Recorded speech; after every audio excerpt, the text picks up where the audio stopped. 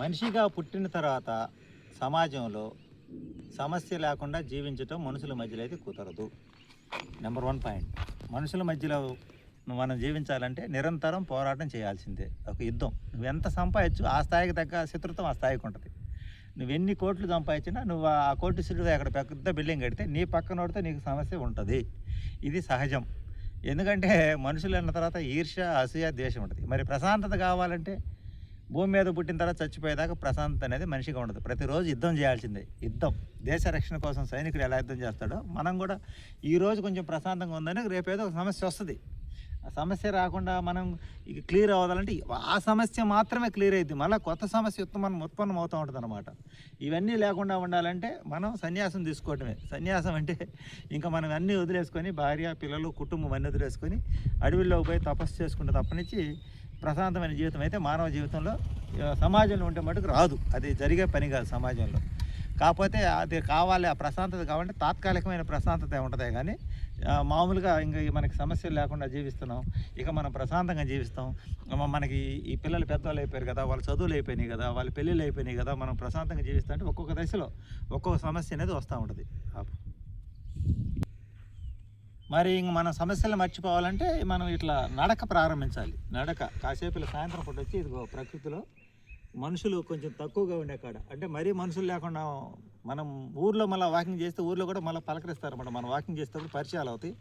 ఆ పరిచయాలు అయినప్పుడు మళ్ళీ స్టేటస్ అడుగుతారు, ఏం చేస్తారు అడుగుతారు, సంపాదన అడుగుతారు, అవి అడుగుతారు, ఇవి అడుగుతారు, ఇవన్నీ మళ్ళీ కామన్ అనమాట. ఇట్లా ఎవరు లేని కాడ అంటే దూరం గడవేడంగా పెద్ద ఇప్పుడు ఈ రోడ్డు వేస్తున్నారు, ఇక్కడ ప్రశాంతంగా కొంతకాలం అయితే ఇటు వాకింగ్ చేయొచ్చు. ఇటు పక్కన చూస్తే ఇటు పొలాలు, ఇటు పక్క దానిమ్మ తోట, దానిమ్మ తోట. ఇట్లా మనకు పచ్చని చెట్లు చూసినప్పుడు మనకు కొంచెం మనసుకి కొంచెం ప్రశాంతత అనిపిస్తుంది.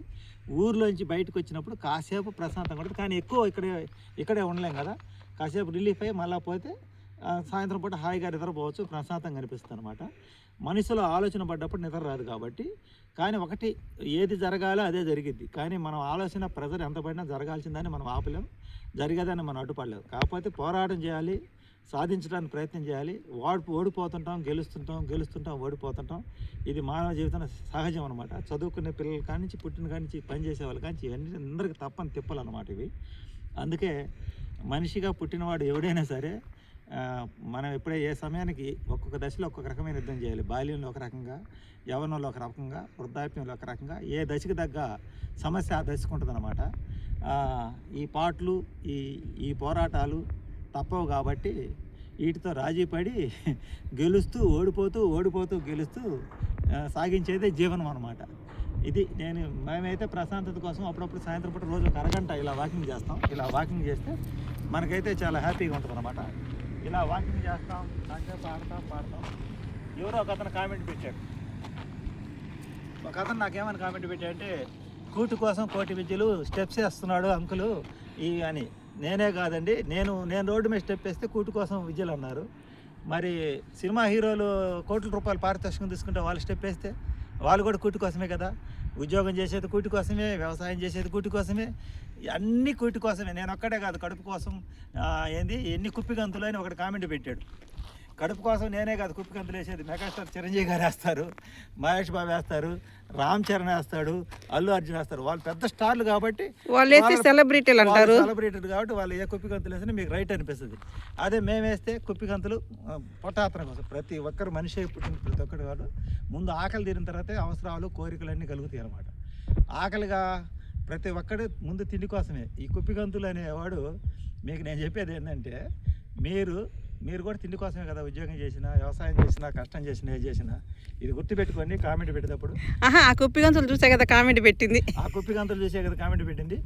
షార్ట్ వీడియోకి వచ్చేది ₹1.5, ₹2. దానికోసంతో జీవితం జరిగిపోదు కదా. మన మానసిక ఆనందం కోసం అని చెప్పొచ్చు, సంతోషం కోసం, సౌఖ్యం కోసం ఇలా బయటకు వచ్చినప్పుడు ఈ ప్రకృతిలో ప్రశాంతంగా ఆటలాడతాం, పాటలాడతాం, స్టెప్స్ వేస్తాం. ఈ వయసుతో సంబంధం లేకుండా, వయసును మర్చిపోయి. అందరికీ చూసే వాళ్ళకి వయసు కనపడింది కానీ ప్రతి ఒక్కడు వాడు చిన్న వయసులోనే ఉంటుంది వాడు మనసు ఉల్లాసంగా. వాడు ఆలోచన విధానం, మనసును బట్టి ఆలోచన, ఉత్సాహం ఉంటుంది అనమాట. అందుకు దానికి వయసుకు దానికి సంబంధం లేదు. ఇటు బయటకు వచ్చినప్పుడు ఎవరికైనా ఉత్సాహంగా పాటలు పాడాలనిపిస్తే, స్టెప్ వేయాలనిపిస్తుంది అనమాట. ఊరిలో ఉంటేనే సమస్యలే కాబట్టి ఊరు బయటకు వచ్చినప్పుడు ఇలా ఉల్లాసంగా, ఉత్సాహంగా మనిషి ఆనందంగా జీవించాలని కోరుకుంటాడు. ఇది ఈరోజు వీడియో. కోటి కోసం కోటి విద్యలు అనేది సహజమే, కానీ ప్రతి ఒక్కరు అందరూ కూడా కూటి కోసం ప్రయత్నం చేసేది, అది మర్చిపోయి నేను ఒక్కడనే కూటి కోసం స్టెప్పులు పాటలు ఈ హైలైట్లు ఏం చేయట్లేదు. ఆలోచన చేయండి. ఇది వీడియో నచ్చితే లైక్ చేయండి, సపోర్ట్ చేయండి. ఏదో పిచ్చి పిచ్చిగా మాట్లాడాను, అపార్థం చేసుకోవద్దు.